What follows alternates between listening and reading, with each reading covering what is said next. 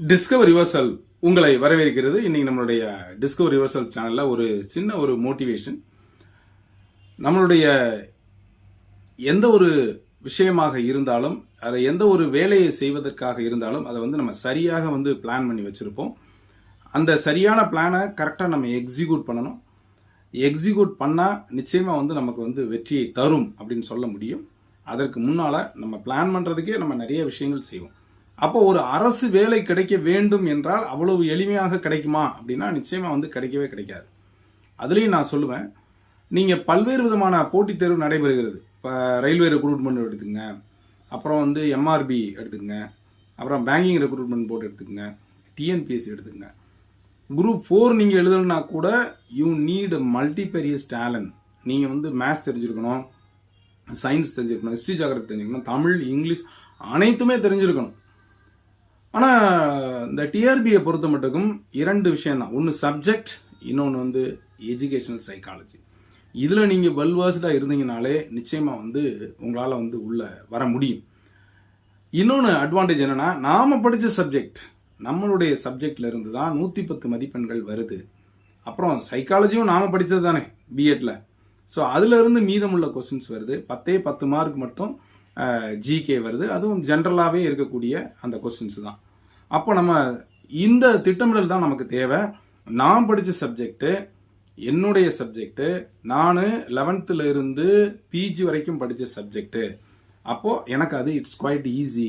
நான் பிஎட் படிக்கும்போது படித்த சைக்காலஜி, அதுவும் எனக்கு ஈஸி. அப்போ நான் கஷ்டம் அப்படின்னு சொன்னா என்னை பொறுத்த மட்டுக்கும் 10 மதிப்பெண்கள் தான் இன்னும் அடிச்சு சொல்ல முடியும். அந்த ஜிகே தான். ஜிகே 8 யூனிட் இருக்குங்க.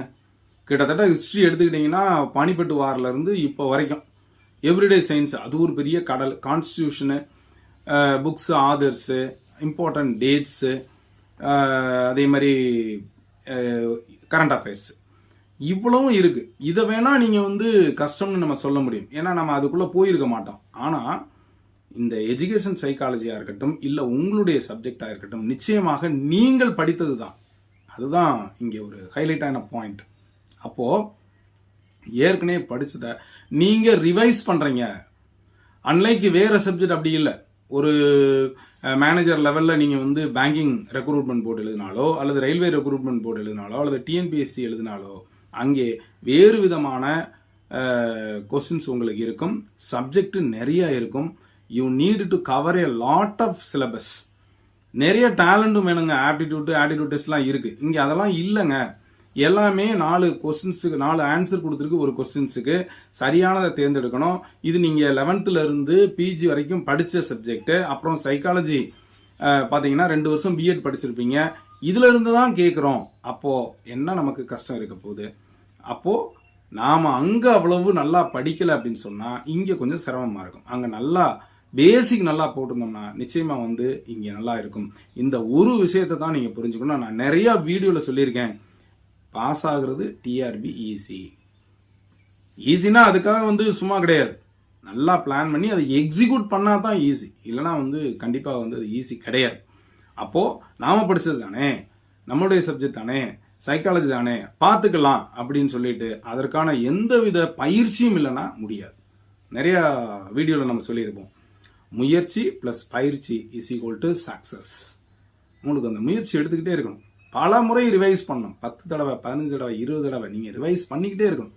ஒவ்வொரு முறையும் ரிவைஸ் பண்ணும்போது அதற்கான ஹிண்ட்ஸ், பாயிண்ட்ஸை நோட் பண்ணிக்கிட்டே வரும். இப்படி மட்டும் நீங்க பண்ணுங்க. கண்டிப்பாக நல்லாவே நீங்க பெர்ஃபார்ம் பண்ண முடியும்.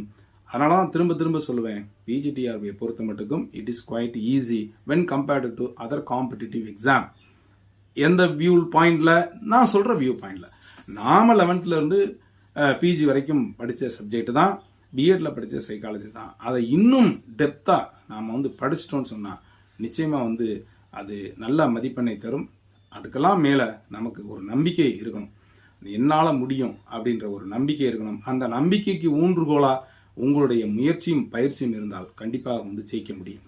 இதுதான். இது இல்லாம நாம வரட்டும், நோட்டிபிகேஷன் வரட்டும், இந்த நோட்டிபிகேஷன் வந்த பிறகு பார்த்துக்கலாம், நாம படிச்சது தானே அப்படின்னு சொல்லிட்டு சரியான முயற்சியும் சரியான பயிற்சியும் இல்லைன்னா நிச்சயமா முடியாது. இன்னைக்கு உள்ள காம்படிட்டிவ் எக்ஸாம் எடுத்துக்கிட்டீங்கன்னா பயிற்சி தாங்க. திரும்ப திரும்ப அதை ப்ராக்டிஸ் பண்ணிக்கிட்டே இருக்கணும். அப்போ தான் அது வந்து நமக்கு மைண்டில் ஸ்டோர் ஆகும். அப்போது ஒரு நீங்கள் வந்து ஒரு ஸ்டேஜில் வந்து நீங்கள் வந்து கிளாஸஸுக்கு போகிறீங்க, எஸ் வெல் அண்ட் குட், நான் அது தப்புன்னு சொல்ல மாட்டேன், ரீகால் பண்ணுறதுக்காக போகிறோம். ஸோ மெட்டீரியல் வாங்குகிறோம், ரீகால் பண்ணுறோம், ஓகே. அடுத்து கண்டிப்பாக நான் சொல்கிற இந்த விஷயத்தை மிஸ் பண்ணிடாதீங்க. Practice makes a man perfect. Test batch இதுக்கு போங்க, இல்லை நீங்களே உங்களை சுயமாக டெஸ்ட் பண்ணுங்க. 10 யூனிட் இருக்கு, ஒரு யூனிட்டுக்கு 1000 கொஸ்டின்ஸ் நீங்களே ரெடி பண்ணுங்க. 10,000 கொஸ்டின்ஸ் எங்கெங்க போயிடும் சொல்லுங்க பார்ப்போம். நீங்க பார்த்துருப்பீங்க யூஜிசி செட்டு நெட்டுக்கெல்லாம் எப்படி போட்டிருக்காங்க கொஸ்டின் பேங்க் அனைத்தும் வந்து பார்த்தீங்கன்னா அந்த அப்ஜெக்டிவ் டைப்ல இருக்கும். அதற்கு ஏற்றாற் போல நீங்க அங்க ஒவ்வொரு விஷயத்தையும் உள்ள போய் பாயிண்ட்டை கொஸ்டினா எடுத்துட்டீங்கன்னா நீங்க எந்த கோச்சிங் சென்டருக்கு போக வேண்டியதில்லை, எங்கேயும் போக வேண்டியதில்லை, பயிற்சி எடுக்க வேண்டியதில்லை, நிச்சயமாக முடியும். இதைத்தான் ஒரு கோச்சிங் சென்டர் செய்யும். இப்போ நாங்கள் டெஸ்ட் பேட்ச் வைக்கிறோம், நாங்கள் என்ன பண்ணுவோம், உள்ள கொஸ்டின் எடுப்போம், அதை வந்து உங்களுக்கு போட்டுக்கிறோம். அதையே நீங்களும் செய்யலாம், தாராளமாக செய்யலாம், ஒரு குரூப்பாக சேர்ந்து செய்யலாம். இல்லையா வேற வழி இல்லை, கண்டிப்பாக வந்து ஒரு நல்ல கோச்சிங் சென்டரில் சேர்ந்து உங்கள் கிளாஸஸ் படிங்க. அப்படி இல்லைன்னா நீங்கள் படித்து முடிச்சுட்டு அட்லீஸ்ட் டெஸ்ட் பேட்சாவது பண்ணுங்க, அல்ல சுயமா நீங்களாகவே கொஸ்டின் எடுத்து டெஸ்ட் பண்ணுங்க. இதுதான் உங்களுடைய சீக்ரெட் ஆஃப் சக்சஸாக இருக்கும். சரியான ரூட்ல நம்ம போனோம்னா நிச்சயமா டெஸ்டினேஷன் அடைய முடியும். நீங்க அடைவீங்க நம்புறேன். இது எல்லா சப்ஜெக்ட்டுக்கும் பொருத்தமானது தான். எல்லாத்துக்கும் மேல நம்மளுடைய எஜுகேஷன் சைக்காலஜிக்காக பிரத்யேகமாக கிளாஸஸ் போய்கிட்டு இருக்கு. மெட்டீரியல்ஸ் அவைலபிளா இருக்கு, காமர்ஸுக்கான மெட்டீரியலும் அவைலபிளா இருக்கு. கீழே தர நம்பருக்கு தொடர்பு கொண்டு நீங்க வேற எதுனாலும் டவுட்ஸ் கேட்டுக்கலாம். இது வரைக்கும் நம்முடைய சேனலை சப்ஸ்கிரைப் பண்ணி கூட பெல்லைக்கான கிளிக் பண்ணிட்டு ஆளுங்கிற ஆப்ஷனை மறக்காம செலக்ட் பண்ணுங்க. மீண்டும் அடுத்த ஒரு நல்ல அப்டேஷன் சந்திக்கிறேன். நன்றி, வணக்கம்.